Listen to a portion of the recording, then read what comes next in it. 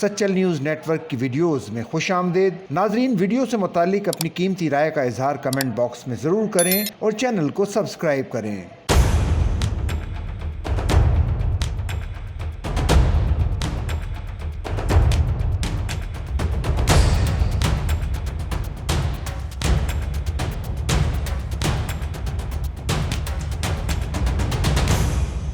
Pakistan super league P S L میں 43 سالہ all rounder Shoaib Malik کے بطور پلیئر کھیلنے اور سرفراز احمد کو ٹیم ڈائریکٹر بنانے پر فینز بھڑک اٹھے۔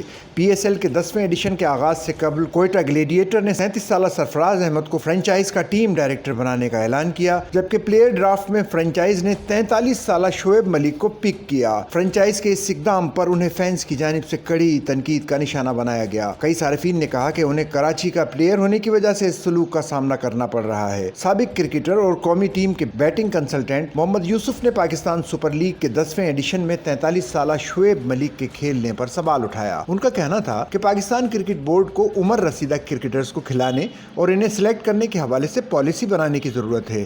آل راؤنڈر ڈومیسٹک کرکٹ میں اسٹالینز کی ٹیم کے مینٹور رہ چکے ہیں، جبکہ پی ایس ایل میں وہ بطور پلیئر خدمات انجام دے رہے ہیں۔ محمد یوسف نے کہا کہ شعیب ملک کو بطور پلیئر پی ایس ایل کھیلنا مفادات کا تصادم ہے۔ اگر آپ ایسے مجھے کھیلنے کو کہیں تو میں بھی تیار ہوں۔ واضح رہے کہ شعیب ملک رواں ایڈیشن میں بطور پلیئر کوئٹہ گلیڈیٹرز کی نمائندگی کر رہے ہیں۔ انہوں نے ابتدائی 2 میچز میں صرف 14 رنز بنائے ہیں اور کوئی وکٹ حاصل نہیں کر سکے۔